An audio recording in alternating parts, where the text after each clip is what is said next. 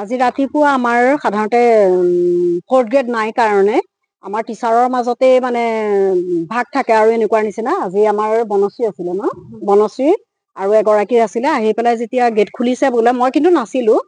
Gate খুলিছে, খুলি পেলাই দেখিছে সি ৰুম খোলাৰ লগে লগে বাহিৰৰ পৰাতো একো ধৰিব নাই, চব বন্ধই আছে বোলে মই শুনাত।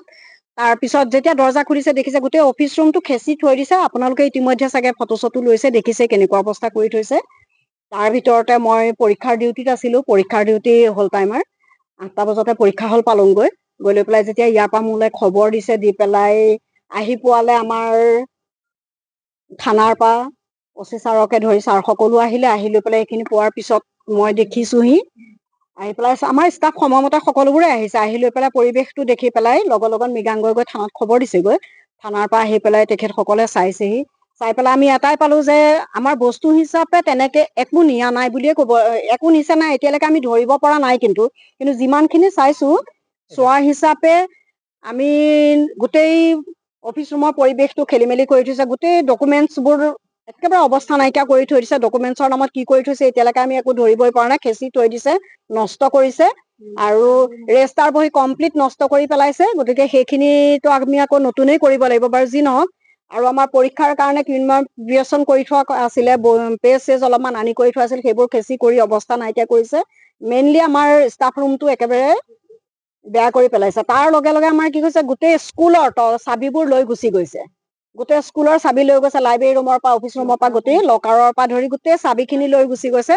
চাবিখিনি নোপোৱাৰ কাৰণে গোটেই ৰুমৰ আমি এতিয়া থানাৰ পৰা যেতিয়া ছাৰসকল আহিছে, তেখেতসকলে তলা ভাঙি পেলাই আমাক দেখুৱাইছে। সেইখিনি লাইব্ৰেৰী ৰুম বৰ্তমান ঠিকেই আছে।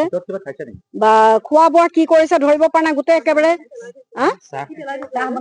চাহ বনাই খাই গৈছে। একচুৱেলি চাহ বনাই খাই গৈছে ভিতৰত, একেবাৰে চাহ বনাই খাই গৈছে। আৰু বিস্কুট চিস্কুট আছিলে সেইবোৰ, আৰু মাদক দ্ৰব্য আনিছে। আনি লৈ পেলাই গিলাচত খাই পেলাই গোটেই ৰুমটো গোন্ধত থাকিব পৰা নাই। সেইবোৰ খাই পেলাই থৈ গৈছে। তাৰপিছত এতিয়া আহি পেলাই আমাৰ ফেনাইল চেনাইল ঢালি থৈ দিছে।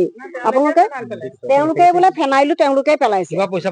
আৰু পইচা পাতি আমাৰ পৰীক্ষা ফিজ উঠাইছিলে। পৰীক্ষা ফিজ উঠাই সাধাৰণতে আমাৰ এটেণ্ডেঞ্চত থোৱা হয়। তেনেকুৱা পইচা পাতি অলপ লৈ গৈছে এটেণ্ডেঞ্চৰ পৰা।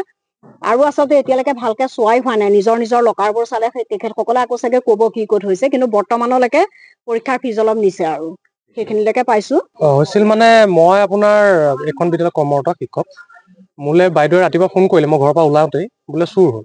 মই আহি পেলাই আপোনাৰ পাইছোহি, ইয়াত গোটেইখন লণ্ড ভণ্ড আমাৰ যিটো কমন ৰুম আছে তাত দেখিছো আপোনাৰ গেছ টেবুলৰ ওপৰত আপোনাৰ মানে মদৰ আপোনাৰ বনাই পেলাই 1 গিলাচ মদ তাত আছে, গাখীৰ পৰি আছে। মুঠতে চাহ তাহ কিবা কিবি খাই গৈছে। গোটেই ফাইলৰ অৱস্থা নাই।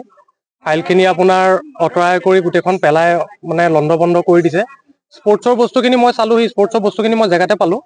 এনেই বাকীখিনি আপোনাৰ মানে আৰু মানে অলপ আগত গম পালো যে আমাৰ এক্সামৰ কাৰণে যিখিনি ফিজ উঠোৱা হৈছিল ষ্টুডেণ্টৰ পৰা, সেইখিনিও মানে তেওঁলোকে লৈ গৈছে। তাৰপিছত কম্পিউটাৰ ৰুমৰ আপোনাৰ বা লাইব্ৰেৰী ৰুমৰ পৰা বস্তু তেওঁলোকে নিয়া নাই, কিন্তু চাবিখিনি সমস্ত তেওঁলোকে লৈ গৈছে। সন্দেহ বুলিবলৈতো তেনেকুৱা বিশেষ তেনেকুৱা নাই, কিন্তু যোনে কৰিছে আৰু তাক কঠোৰ ভাষাৰে গৰিহণা দিছে। আৰক্ষী আহিছে। মই আহি পেলাই মানে তেওঁলোকক থানাত গৈ পেলাই জনাই তেওঁলোকক লগতে লৈ আহিছো।